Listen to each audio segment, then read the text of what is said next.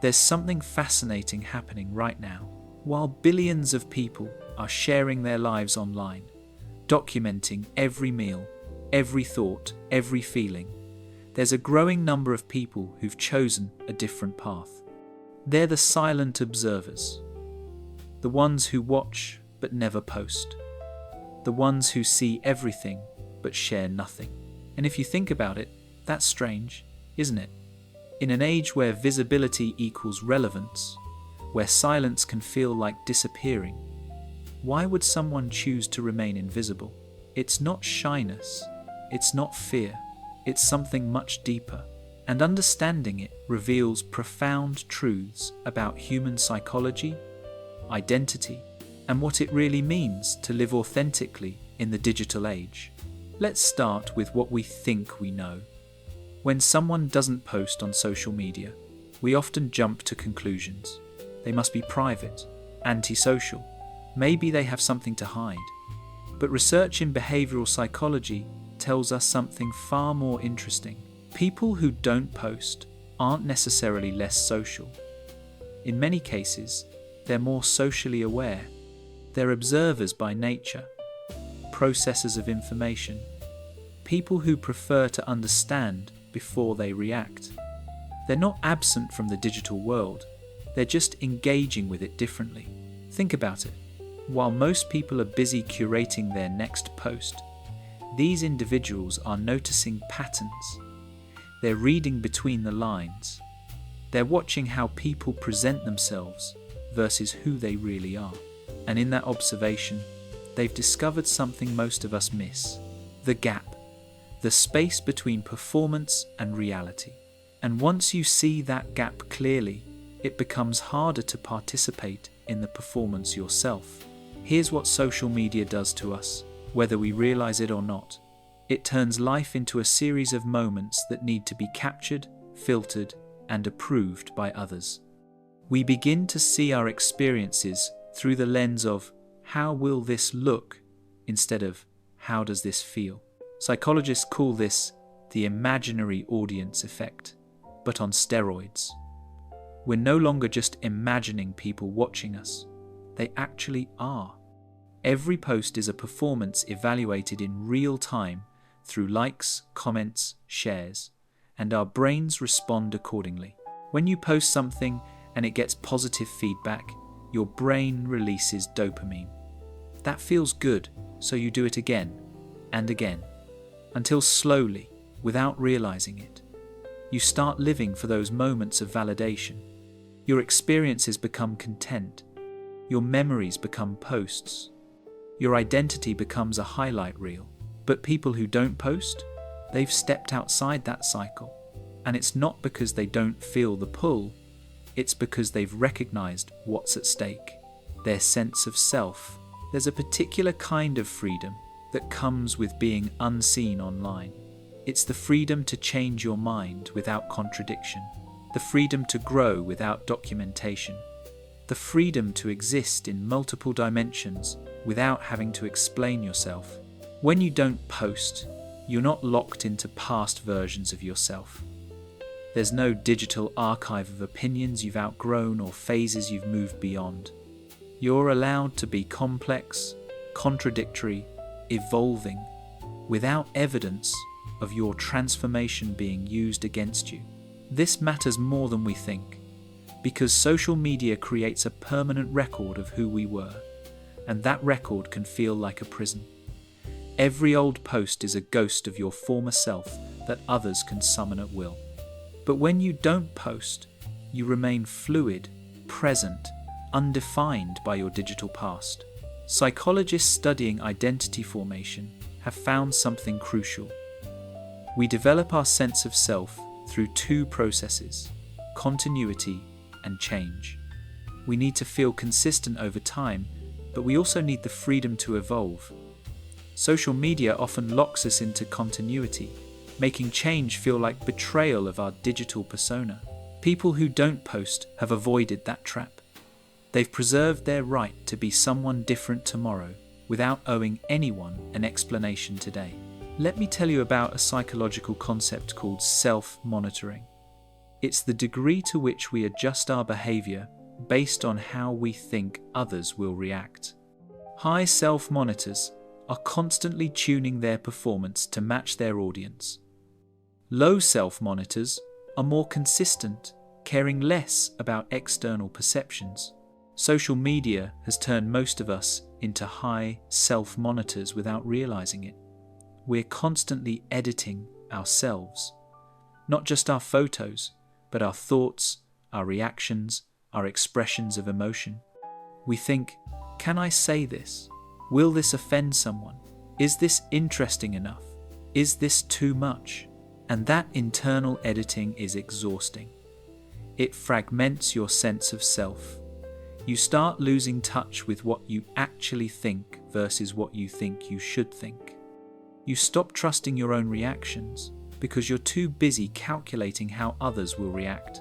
People who don't post often report experiencing relief from this burden.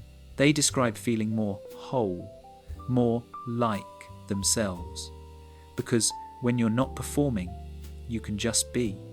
You can have complicated feelings without needing to make them digestible for an audience. You can change your mind mid-thought. You can exist in the messy, unfiltered reality of being human. Here's what's truly ironic about social media.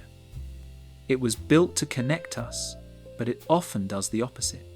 Studies consistently show that heavy social media use correlates with increased feelings of loneliness and social isolation. How does that make sense? Because what we're experiencing online isn't real connection. It's the simulation of connection. We're sharing our lives, but we're not sharing ourselves. We're accumulating followers, but not friends. We're broadcasting to crowds, but we're not having conversations. Real connection requires vulnerability, presence, and reciprocity. It requires showing up as you actually are, not as you want to be perceived. And that's risky, that's scary. So instead, we show up as curated versions, and we receive curated responses, and everyone walks away feeling a little more alone than before. People who don't post have often recognized this. They've realized that if they want real connection, they need to build it offline. They need to have conversations that aren't performative, relationships that aren't documented, moments of intimacy that exist only in memory. And when you stop broadcasting your life to hundreds of people who barely know you, something beautiful happens. You start investing that energy into the people who actually matter, the ones who know you beyond your profile, the ones who see you in the moments you'd never post. Not everyone who avoids posting does so from a place of enlightenment. For many, it's driven by anxiety. The anxiety of being seen, judged, misunderstood, or worse, ignored. Social media has created a unique form of performance anxiety. Every post is a vulnerability, an opening for criticism, rejection, or indifference. And our brains are wired to remember negative feedback far more vividly than positive. One cruel comment can outweigh 100 kind ones. So some people retreat into silence, not because they want to, but because the emotional risk feels too high. They want to share, to connect, to be seen, but the fear of judgment paralyzes them. They compose posts and delete them. They overthink captions. They analyze every word for potential misinterpretation until eventually they just stop trying. This is important to understand because silence can mean different things. For some, it's empowerment. For others, it's self-protection. And for some, it's a prison they've built to keep themselves safe from the world. Let's talk about something practical. Time. How much time do we spend on social media? The average person spends about 2.5 hours per day on social platforms. That's over 900 hours per year, nearly 40 full days of your life. But it's not just the scrolling, it's the mental space it occupies. The background hum of, I should post something. the impulse to check notifications, the anxiety of crafting the perfect caption, the comparison that happens automatically when you see someone else's success. People who don't post have reclaimed that mental bandwidth. They're not thinking in posts. They're not framing their lives as content. They're just living. And that liberation of attention is profound. They read more. They think more deeply. They notice things others miss because their attention isn't fractured across multiple feeds and profiles. They're present in conversations because they're not thinking about how to describe the conversation later.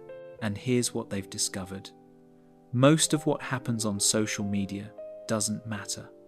The debates, the trends, the drama, it all fades into irrelevance within days. But the hours spent engaging with it, those don't come back. There's a concept in psychology called the private self versus the public self. Your private self is who you are when no one's watching. Your thoughts, your doubts, your strange little habits, your unfiltered reactions. Your public self is the version you present to the world, edited and shaped by social expectations. Healthy people need both. But social media has expanded our public self to an unprecedented degree while shrinking our private self. We're constantly on, constantly visible, constantly performing, and that imbalance has consequences. People who don't post are protecting their private self. They're maintaining a sanctuary that exists beyond public scrutiny, a space where they can be completely themselves without translation or performance. And in that space, they've found something increasingly rare: authenticity. Because here's the truth. You can't be fully authentic when you're always being watched. Authenticity requires privacy. The freedom to think thoughts you might not keep. Feel feelings you might not share. Become someone you're not ready to announce. The people who guard their private selves most carefully are often the most genuine when they do choose to share, because they're sharing from overflow, not from obligation. They're not performing authenticity, they're just authentic. One of the biggest fears around not posting is FOMO, the fear that if you're not visible online, you're missing out on life itself. That opportunities will pass you by, that friendships will fade, that you'll become irrelevant. But research reveals the opposite is often true. People who reduce their social media use report feeling less FOMO, not more, because what they realize is that they weren't actually missing out on real experiences. They were missing out on the illusion of experiences, the curated highlights of other people's lives that bear little resemblance to reality. When you stop watching everyone else's performance, you stop comparing your behind the scenes to their highlight reel. You stop feeling inadequate because someone else is traveling more, achieving more, looking happier. You start appreciating what you have instead of longing for what you see. And ironically, the people who post the least often experience the most, because they're not experiencing life through a screen, planning how to document it. They're immersed in it, present for it, alive to it in ways that can't be captured in a photo or summarized in a caption. So what does all this mean? Is not posting better than posting? Should we all delete our accounts and disappear? No, that's not the point. The point is consciousness. Understanding why we do what we do. Recognizing when we're sharing from genuine desire versus compulsive habit. Knowing the difference between connection and performance. People who don't post have chosen consciousness over compulsion. They've decided that their sense of self is too valuable to be shaped by algorithms and approval. They've recognized that real life happens in the unposted moments, the ones that exist only in memory and experience. They're not superior, they're not enlightened, they're just human in a different way, a quieter way, a way that prioritizes depth over display, presence over performance, being over being seen. The invitation, and maybe that's the real message here, Not that everyone should stop posting, but that everyone should ask themselves why they post. What are you seeking? Validation? Connection? Proof that your life matters? And are you finding it?